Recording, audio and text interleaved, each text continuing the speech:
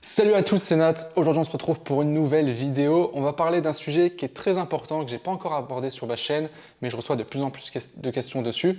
C'est le sujet de l'expatriation. Dans cette vidéo, j'ai fait intervenir un expert du sujet qui est juriste également et on va décortiquer ensemble en fait toute cette partie expatriation parce que je sais que ça en intéresse beaucoup. Ici, on est en France et on sait qu'en France, ce n'est pas forcément le pays le plus optimal en termes de fiscalité, en termes d'administration. Il y a pas mal de contraintes et ça peut faire peur à beaucoup de personnes. Il y a des personnes même qui n'osent pas se lancer à cause de ça. Pourtant, il existe des solutions. Et est-ce qu'au final, tout ça, c'est vraiment légal? Si on le fait bien, oui. Mais encore faut-il savoir bien le faire. Et aujourd'hui, sur Internet, il y a énormément d'informations qui partent dans tous les sens et on peut vite être perdu. Donc c'est pour ça que dans cette vidéo, j'ai fait intervenir un expert qui est juriste et qui s'appelle Émile. Bienvenue à toi, Émile. Merci, salut Nat. Donc, est-ce que, pour commencer, tu peux rapidement te présenter qui tu es pour que les gens puissent un peu voir ce que tu fais et Oui. comprendre un petit peu ce que tu fais? Alors moi je suis juriste, juriste de formation à la base. J'ai découvert le e-commerce il y a quelques années, en 2019, où du coup je me suis lancé dans le e-commerce, alors qu'à côté je travaillais dans le droit, je travaillais dans les cabinets d'avocats. Et je m'y suis pris en fait dans ce domaine-là. Et puis après, au fur et à mesure, je me suis rendu compte qu'il y avait quand même un gros besoin sur le droit. Donc j'ai commencé en fait à proposer, à aider les personnes, en fait, que ce soit dans les commentaires, dans les groupes, etc. Et puis après, je me suis dit que c'était une bonne chose de vraiment me dédier, me consacrer à fond sur le conseil juridique autour des web entrepreneurs. Donc ça va être les e-commerçants, les investisseurs crypto, les infopreneurs, bref, tout le domaine des web entrepreneurs. Ok, ça marche. Donc l'idée ici en fait de cette vidéo, ça va être vraiment de décortiquer un petit peu toute la fiscalité, comprendre un peu plus comment ça fonctionne en termes de résidence fiscale pour les personnes, mais aussi au niveau de la résidence de la société. On va parler de taxes, d'imposition, de lourdeur administrative, tous les sujets que la plupart des gens n'aiment pas en général, mais c'est important d'être carré là-dessus parce que ça a forcément un impact sur ton business et si tu fais mal les choses, tu peux avoir des problèmes. Donc, avant de commencer la vidéo, comme d'habitude, je vous invite à la liker, à vous abonner si ce n'est pas encore fait. Et je vais vous poser une question, vous pouvez répondre dans les commentaires. Dans quel pays êtes-vous? Et ce serait intéressant d'avoir un petit peu vos retours là-dessus, donc n'hésitez pas à le dire dans les commentaires. Donc pour rentrer dans le vif du sujet, je vais te poser une première question. Est-ce que s'expatrier, c'est quelque chose déjà de légal? Parce qu'on a l'impression, tu vois, que les gens qui s'expatrient dans certaines destinations, c'est un peu des hors-la-loi. Ils font ça pour éviter le système, pour éviter de payer des impôts, etc. Et on a l'impression que des fois, c'est pas légal en fait.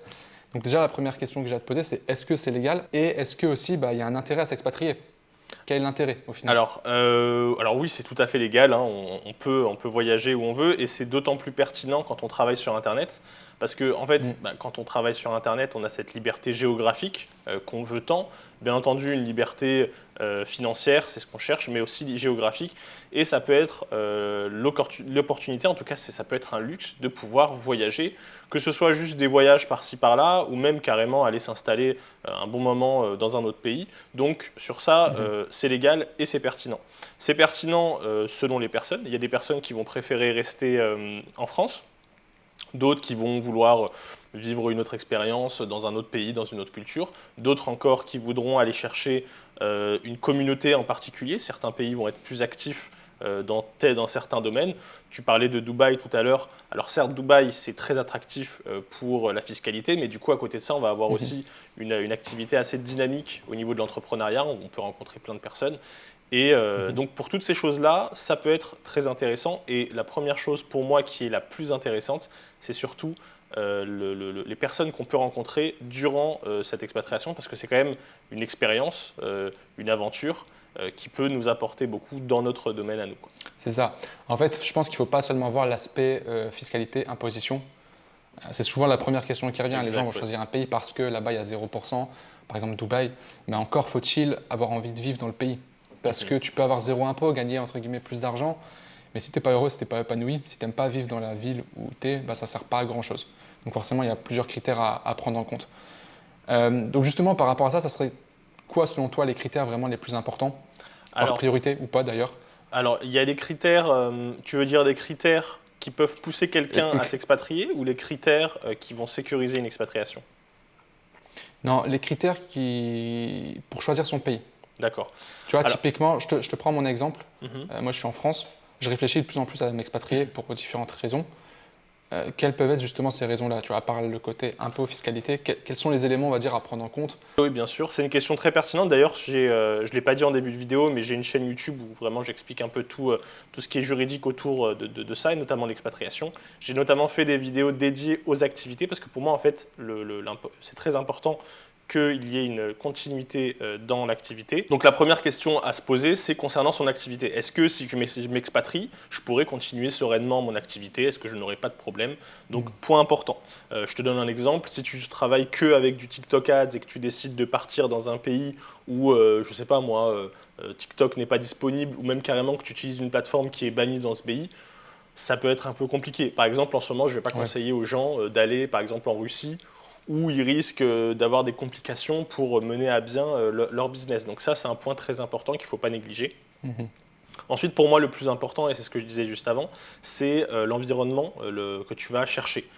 Clairement, quand on est entrepreneur, souvent, même quand on est entrepreneur en ligne, on a tendance un peu à se renfermer, et je pense que beaucoup de personnes vont se reconnaître sur ça. On est devant notre ordi, voilà, on a un objectif qu'on veut atteindre, et puis on a tendance à être focus, quoi. Et en fait, avec le temps, on se renferme un petit peu et on sort plus trop et même si on sort, on ne rencontre pas des gens qui peuvent vraiment nous comprendre. Et quand on s'expatrie dans des destinations, je ne peux pas envie de dire clichés, mais en tout cas des destinations prisées, là, ça va être l'occasion de rencontrer des personnes qui te ressemblent, qui font la même chose que toi, sur qui vous comprenez complètement. Vous allez du coup échanger des nouvelles opportunités, échanger votre expérience, que ce soit dans le même domaine, donc par exemple si c'est des dropshippers, d'autres dropshippers, ou même dans d'autres domaines, donc des infopreneurs, des investisseurs crypto, des traders. Moi qui suis expatrié, c'est ce qui m'est arrivé, et personnellement, avec les expatriations que j'ai pu vivre, c'est clairement la chose la plus importante et qui m'a apporté le plus. Donc clairement, pour moi, c'est deux critères. La fiscalité, c'est important aussi. Ça peut être important pour certaines personnes, d'autres pas du tout. Mais je préfère avoir une fiscalité élevée avec un environnement dynamique qui va se faire scaler mon business que l'inverse. C'est ça. Il y a un truc aussi à bien comprendre, je sais qu'il y a des gens qui font beaucoup l'erreur, c'est de se dire « ouais, mais en France, c'est impossible d'être rentable. Il y a trop d'impôts, on ne peut pas être rentable. » En fait, l'impôt, c'est tout le temps sur le bénéfice, sauf cas particulier au départ quand tu es en micro-entreprise. Donc en fait, si tu as un business rentable, ce n'est pas l'impôt qui va faire que ton business ne sera pas rentable. C'est juste que tu auras moins de bénéfices à la fin. Donc si tu me dis « je n'arrive pas à être rentable à cause de l'impôt », c'est qu'il y a un souci déjà de base dans le business.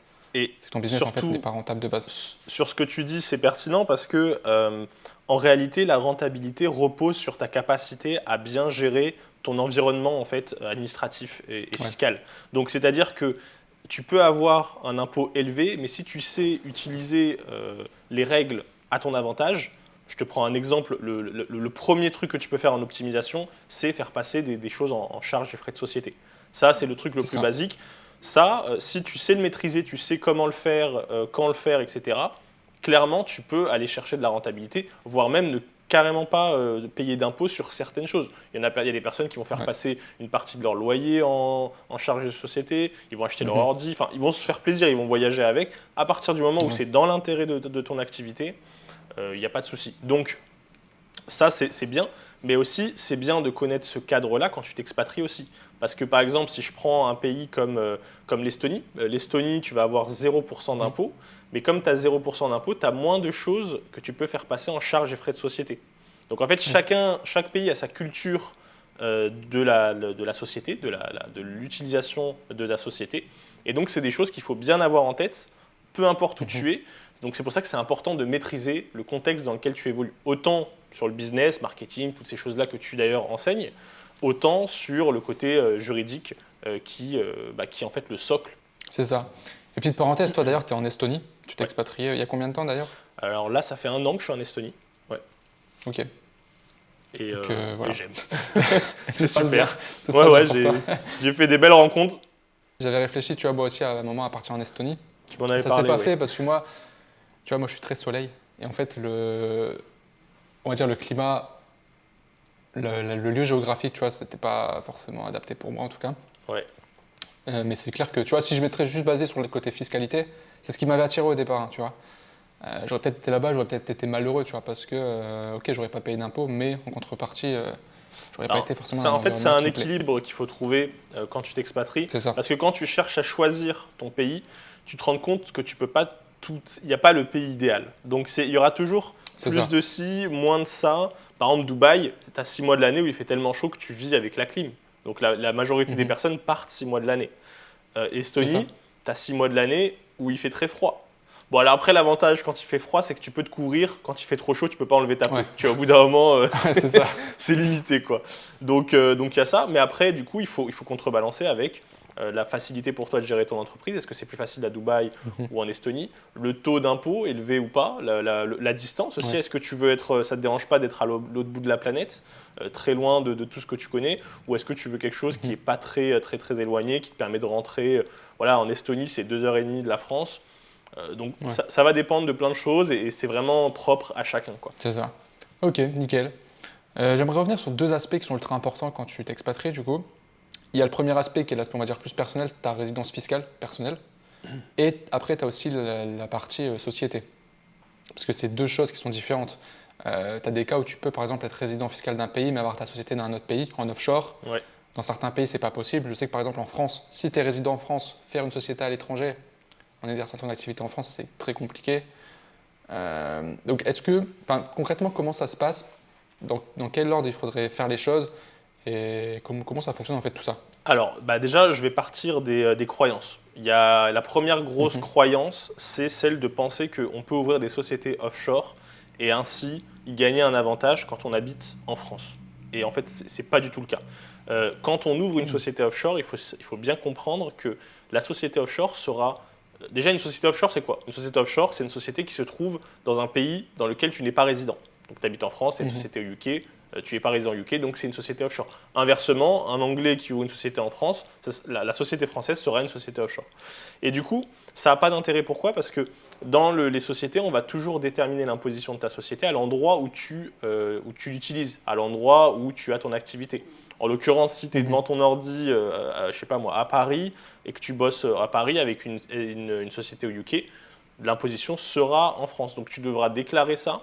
Tu vas être taxé au même taux qu'en France. Et en plus, tu auras encore plus de paperasse administrative à faire parce que tu devras déclarer ça. C'est des formulaires particuliers. Déjà qu'avec les sociétés françaises, c'est compliqué. Alors si en plus, on doit ajouter ça, je le déconseille fortement. Voilà. Donc les sociétés offshore peuvent être pertinentes dans une expatriation. Exemple, tu veux aller, je sais pas moi, en Thaïlande. Tu vas pas utiliser une société thaïlandaise pour aller faire du business en Europe. Voilà, tu sais pas combien tu vas avoir de taux de change, Stripe, combien il va te prendre en pourcentage, c'est une galère. Donc là, c'est pertinent. Là, une personne qui est en Thaïlande qui utilise une société au UK, en Estonie ou peu importe, ça peut être pertinent par rapport à son business et au marché en fait qu'il cible. On voit souvent par exemple des Africains qui prennent des sociétés offshore, eux c'est carrément pertinent parce qu'ils sont en Afrique, il y a des difficultés d'accès aux outils business tels que Stripe ou autres. Donc là, il y a vraiment un sens. Mais voilà, donc ça, c'est vraiment le plus important. C'est quoi la limite? Pourquoi, par exemple, quelqu'un qui est en Afrique peut faire une société aux UK, par exemple, ça pose pas de problème, et pourquoi en France, on pourrait pas, en fait? C'est le pays, en fait, qui décide si on peut faire une société offshore ou... Ah, c'est-à-dire, ta question, c'est si quelqu'un, par exemple, en Afrique, veut ouvrir une société en France. Ouais, en fait, par exemple, moi, je suis en France. Je Ouais. veux ouvrir une société aux UK, par exemple. Ça passera pas. Enfin, ça sera requalifié comme français, je paierai mes impôts comme si j'avais ma société en France. Tu peux. Pourquoi, Oui, par mais exemple, oui, c'est ça, oui. Et pourquoi, par exemple, si tu es en Thaïlande, dans ce cas précis, tu crées ta société aux UK, mais là, par contre, tu ne seras pas requalifié en Thaïlande. Alors, tu vois ce que je veux dire? Théoriquement, si, tu dois être requalifié. Après, disons que l'efficacité de l'administration fiscale française et thaïlandaise, ou je sais pas, autres pays d'Afrique n'est pas la même. Voilà, en France, on est très à cheval sur le fait de bien payer ses impôts. Peut-être en Thaïlande, ils s'en foutent un petit peu plus, ou d'autres pays aussi. Donc, théoriquement, si. Théoriquement, c'est une règle générale qui s'applique partout. Ok. Voilà. Après, en pratique, le problème, en fait, c'est ça le truc, c'est qu'on va avoir des gens qui n'ont pas fait les choses bien, il leur est rien arrivé, et ils vont dire « Ah, bah, on peut faire comme ça, faites comme ça ».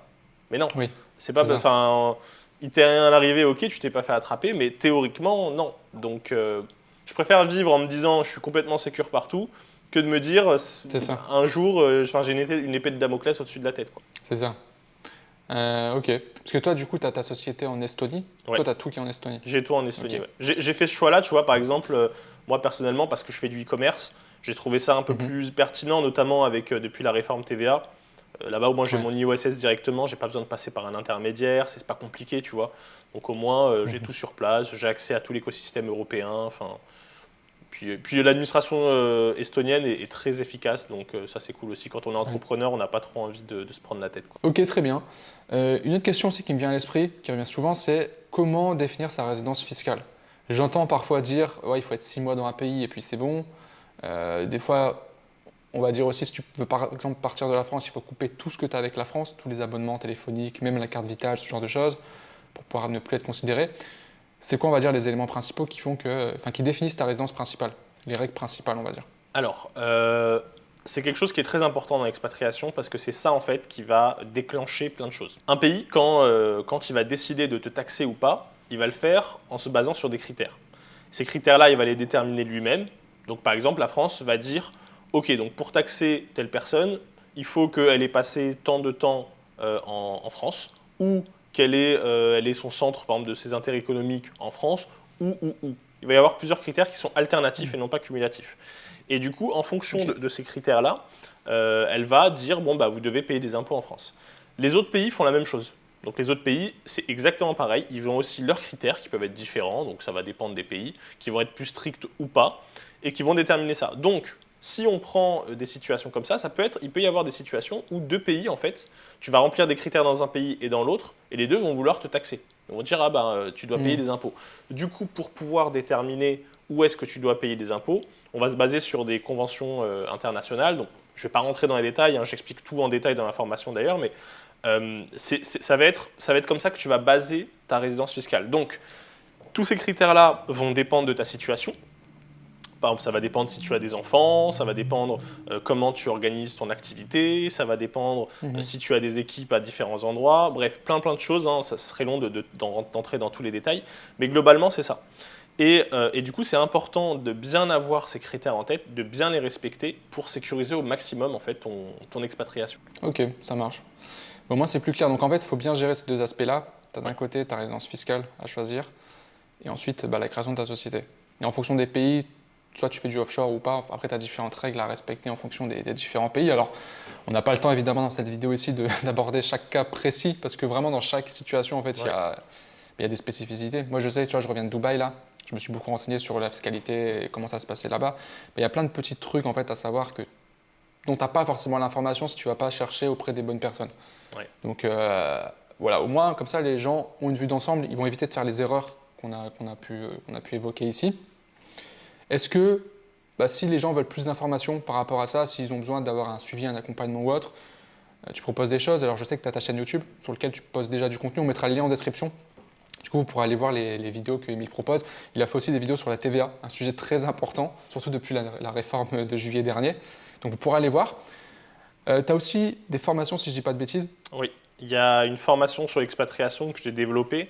Alors que j'ai basé, la grosse plus-value, bien sûr, ça va être toute l'expertise juridique qui permet vraiment en fait de tout faire correctement. Donc autant sur la sécurité de son expatriation, sur la structuration de ces sociétés pour qu'en fait ça puisse bien fonctionner en fonction du business, du pays où on est et du pays de la société qu'on utilise. Mais aussi, Mhm. il faut surtout que ce soit cohérent avec la pratique. Et puis comme en fait, comme moi-même, je suis commerçant, bah, du coup maintenant je suis infopreneur, et même d'autres choses, même les cryptos aussi, j'investis aussi un peu dans les cryptos. Je comprends un petit Ouais. peu la pratique pour que j'y trouve en fait la bonne application et la bonne stratégie sur le juridique. Et après, bien Ouais. sûr, on va tout avoir le côté pratique, j'ai envie de dire personnel, qui va être vraiment vie sur place, etc. Donc tout ça, je le développe dans la formation. Il y a plusieurs Mhm. modules qui font vraiment le tour. L'idée, c'est vraiment de faire une sorte de grosse boîte à outils qui permet de bien choisir le pays qui nous correspond, en ayant en tête en fait les critères à prendre en considération. Je te donne un exemple tout bête hein, pour te dire à quel point ça peut aller loin. J'ai un Mhm. ami qui s'était expatrié dans un pays et en fait qui était revenu de ce pays. Pourquoi? Parce qu'il s'était rendu compte qu'il pouvait très difficilement se faire livrer. Donc en fait, il lançait des produits, il ne pouvait même pas avoir les produits qu'il lançait parce qu'il avait besoin parfois de les voir Ah oui. avant ou autre. Et c'était une Mhm. galère, il devait prendre la voiture, je ne sais pas où, pour aller Mhm. récupérer. Et il est revenu, il m'a dit ouais, c'est compliqué quoi. Et en fait, c'est des petites choses comme ça que moi j'ai pu vivre ou que des amis e-commerçants ou autres ont pu vivre, que j'ai accumulé pour pouvoir vraiment trouver, pour pouvoir faire la formation vraiment idéale et adaptée à tous les web entrepreneurs, peu importe leur activité. C'est ça. En fait, l'avantage, c'est que tu as le côté vraiment pratique, contrairement à d'autres où, tu vois, ou même des juristes entre guillemets classiques, dont c'est le seul métier, ils vont t'apporter de la théorie, mais ils l'ont pas mis en pratique pour eux. Et moi, c'est un truc que j'aime dire tout le temps, c'est quand tu te formes avec quelqu'un, la priorité, c'est que la personne mette en pratique ce qu'elle t'enseigne. Sinon, pour moi, ça n'a pas de valeur. Exact. Et toi, tu fais du e-commerce, tu t'es expatrié, donc tu mets en pratique en fait au quotidien ce que tu enseignes. Forcément, tu as cette double casquette, donc ça, c'est ultra intéressant. C'est pour ça que je t'ai fait intervenir, tu vois, et pas quelqu'un d'autre. Parce qu'il y en a plein tu vois, qui parlent de fiscalité, etc. Mais toi, je sais que tu as le côté pratique. Tu m'as déjà aidé pas mal de fois aussi sur quelques conseils, donc ça, c'est top. Donc les gars, je mettrai le lien de la formation si vous êtes intéressés.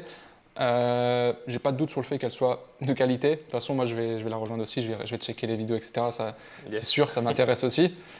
Et puis, tu es en offre de lancement, parce que ça fait pas longtemps, je crois, que tu l'as lancée. Oui, je l'ai lancée. Elle est complète. En fait, il y a quasiment complète. Il y a toute une partie juridique, une partie pratique sur les sociétés offshore, etc. Et globalement, c'est vraiment dans les très très grandes lignes. Et il y a une partie avec la liste des pays que je suis en train d'alimenter. Okay. Les pays, il y en a beaucoup dans le monde et il y a beaucoup d'infos, donc c'est pour ça que je ne peux pas tout balancer tout de suite, mais il y a déjà une bonne liste et qui est alimentée constamment. Et en fait, ce que j'ai décidé de faire, c'est que je fais une offre de lancement pendant que j'alimente ces pays-là, et plus j'alimente et plus le prix augmentera. Comme ça permet d'avantager en fait les premiers entrants. Ça fait déjà quelques mois, mais du coup, ça a déjà augmenté et ça va continuer. Donc, s'il y a des personnes qui sont intéressées, c'est le moment, quoi. Ok, nickel. Et du coup, dernière question par rapport à ça, ça serait plutôt pour qui au final? Tu vois, est-ce qu'une personne qui veut se lancer dans l'e-commerce, est-ce que c'est intéressant pour elle de se poser les questions aujourd'hui de est-ce que je vais m'expatrier? Ou c'est plus peut-être pour des personnes qui font déjà de l'argent? Alors, ça serait qui le profil? Déjà, de base, quand on veut s'expatrier, quand on a un projet, peu importe lequel, il faut avoir une bonne base financière. C'est important. Donc, quelqu'un qui part de rien, qui n'a pas beaucoup de fonds, je ne lui conseille pas de s'expatrier. Je lui conseille d'abord de stabiliser ses revenus, stabiliser son business, qu'il ait quelque chose, qu'il ait une bonne base. On va avoir aussi d'autres personnes, j'ai eu d'autres personnes qui, eux, par exemple, avaient déjà des revenus passifs et qui se lançaient dans le business. Eux, ils me disaient, bon, en vrai, j'ai déjà des entrées d'argent, peu importe, je peux m'expatrier. Donc voilà, le point important, avoir des revenus, très important. Et après, l'idée, en fait, c'est juste de pouvoir profiter de ses revenus pour aller où tu veux. Donc, une personne qui a des petits revenus, qui veut se lancer dans le business, elle pourra peut-être choisir un pays en Asie du Sud, par exemple, où avec moins de 1000 euros, elle pourra vivre, tu vois. Et puis après, si son business explose, elle pourra choisir un autre pays. D'autres qui font déjà beaucoup de revenus, qui voudront choisir un pays où peut-être ça sera un petit peu plus cher, mais ils y gagneront en fiscalité. Enfin bref. Donc, c'est pour toutes les personnes qui font de l'argent passif et qui ont cette liberté géographique qu'on affectionne tant. Ouais, c'est ça. Nickel. Écoute, merci à toi pour toutes ces infos. Avec plaisir. Je vous rappelle, il y a le lien vers... c'est quoi le nom de la formation? C'est Digital Expat. Voilà, tout est en description. Donc, et abonnez-vous aussi à ma chaîne, pas qu'à la chaîne de, de Nat. Et puis, j'espère que cette vidéo aussi vous a plu. Et puis, j'ai hâte de vous retrouver si tout ça vous intéresse. Yes. Et si jamais vous avez des questions ou autres, n'hésitez pas à les poster en commentaire. Je pense que soit je te transmettrai les questions, ou tu iras regarder les commentaires pour répondre. Et puis on fera ça comme ça. Super. Écoute, un grand merci à toi. Si vous avez des suggestions d'autres vidéos sur le même type, s'il y a des sujets qu'on pourrait aborder, par exemple un sujet plus précis, par exemple les sociétés offshore, etc., ça sera un plaisir de refaire une vidéo s'il y a une demande par rapport à ça. Et puis sur ce, comme d'habitude, vous connaissez YouTube. Likez la vidéo, abonnez-vous aussi à la chaîne d'Emile, le lien en description. Et puis sur ce, je vous souhaite à tous une très bonne journée. Merci à toi, Emile, d'être intervenu sur ma chaîne. Avec plaisir. Et puis nous, on se retrouve très bientôt pour une prochaine vidéo. Ciao!